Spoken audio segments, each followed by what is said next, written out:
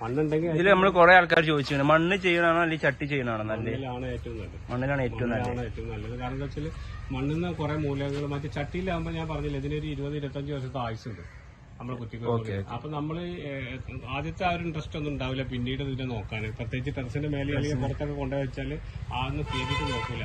അപ്പൊ ഇതിനെല്ലാം മണ്ണാകുമ്പോൾ അതല്ല ചട്ടിയിലകത്ത് നമ്മൾ എന്തൊക്കെ സംഭവങ്ങൾ ഇട്ട് കൊടുത്തു അത് മാത്രമേ ചട്ടിയിൽ ഉണ്ടാവുള്ളൂ. മണ്ണിലാകുമ്പോൾ മണ്ണിൽ ഈ ഒരു വർഷം കഴിയുമ്പോൾ മണ്ണ് ഒലിച്ചു വന്നിട്ട് കാറ്റിലൂടെ ഒക്കെ പല മൂലങ്ങളും വേര് അവിടെയൊക്കെ പോയി വലിച്ചെടുക്കും. ഈ ചട്ടിയിലാകുമ്പോൾ അതൊന്നും ഉണ്ടാവില്ല. നമ്മൾ ആഡ് ചെയ്ത് കൊടുത്താലേ കാര്യമുള്ളൂ.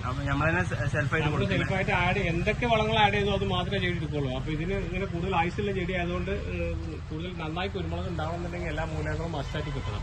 അപ്പൊ നമ്മൾ മസ്റ്റായിട്ട് മൂലകൾ കൊടുത്തോളണം. ഇല്ലെങ്കിൽ മണ്ണിലാകുമ്പോൾ കുറച്ചുകൂടെ ഒക്കെ മണ്ണെന്ന ചെടി വലിച്ചെടുക്കുന്നതുകൊണ്ട് കുറച്ചുകൂടെ ഗ്രോത്തും കാണുന്നുണ്ട്, അതേപോലെ കുരുമുളകും കൂടുതൽ കിട്ടും.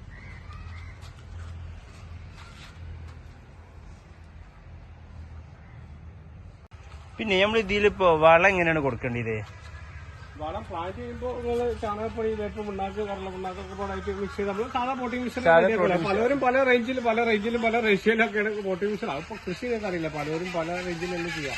അതേപോലെ പോട്ടിംഗ് മിക്സർ റെഡിയാക്കുക, ഈ കവർ കീറുക, പ്ലാന്റ് ചെയ്യുക, എന്നിട്ട് ഡെയിലി നനച്ചു കൊടുക്കുക.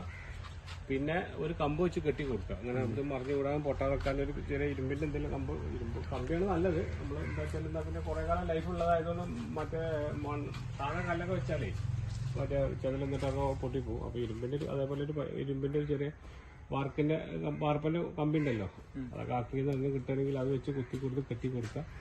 ഒരു ചെടി വലുതാനുസരിച്ച് കുറച്ച് 2-3 മാസം കഴിഞ്ഞിട്ട് ആ പ്ലാസ്റ്റിക്കിന്റെ കെട്ട് അയച്ചു കൊടുക്കുക. അത് നിർബന്ധമായിട്ട് അയക്കണം. അത് മാർക്കറ്റിൽ നമ്മൾ ലാസ്റ്റ് ചെയ്ത ടാപ്പ് ഉണ്ടല്ലോ അതിൻ്റെ ഉള്ളിൽ പോകും പ്ലാസ്റ്റിക്.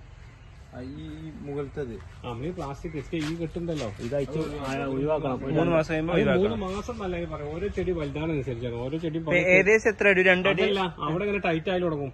ചെടി വലുതായത് അതായത് നമ്മൾ ഈ വേറെയുള്ള സ്ഥലങ്ങളിൽ വണ്ണം കൂടി ഇവിടെ വണ്ണം കുറയുമ്പോ മറ്റുള്ള ചെടി ഗ്രോത്ത് ആവുമ്പോ അപ്പൊ സ്വാഭാവികം നമ്മൾ ഈ അയച്ചു ഒഴിവാക്കേണ്ടി വരും. പ്ലാസ്റ്റിക് കെട്ടി വെച്ചാൽ കണ്ടില്ലേ അങ്ങനെ കുഞ്ഞു പോകില്ലേ. അപ്പൊ അത് ശ്രദ്ധിക്കാഞ്ഞാല് അത് പൊട്ടിപ്പോവും. പിന്നെ ഇതിന് പ്രത്യേകം നോക്കണം എന്ന് വെച്ചാല് നനക്കുമ്പോൾ ചെടി മൊത്തം നനക്കാം, ഇല മൊത്തം കൂടി നനക്കണം. അല്ലാതെ അടിയിൽ മാത്രം വെള്ളം ഒഴിച്ചാൽ പോരാ. പരാഗണ അങ്ങനെയാണ് നടക്കുക വെള്ളത്തിലൂടെയാണ്. അപ്പൊ അതുകൊണ്ട് നമുക്ക് പോളിനേഷൻ നടക്കണമെങ്കിൽ അങ്ങനെ നടക്കണം. പിന്നെ ഒരു കാര്യം ചെയ്യാനുള്ളത് വളം ചെയ്യണം. അതേപോലെ വളം ചെയ്യാന്ന് പറഞ്ഞാൽ എന്തെങ്കിലും വളമല്ല, മാസത്തിൽ 2-3 പ്രാവശ്യം വളം നിർബന്ധമായിട്ട് കൊടുക്കണം. അത് ഒരേ വളം കൊടുക്കരുത്. ഇപ്പൊ നിങ്ങൾക്ക് ചാണകപ്പൊടി അല്ലെങ്കിൽ ആട്ടുകാഷ്ടം, വീട്ടിൽ ആട്ടുകാഷ്ടം ഉണ്ടെങ്കിൽ എന്നും ആട്ടുകാഷ്ടം കൊടുത്തൊരു കാര്യമില്ല. മാറി ചെയ്ത് ഡിഫറെന്റ് ആയിട്ട് എല്ലാ മൂലകളും കിട്ടാൻ മാറി കൊടുക്കുക. മോർ അപ്ഡേറ്റ് അടുത്ത വീഡിയോ ഉണ്ടായിരിക്കും.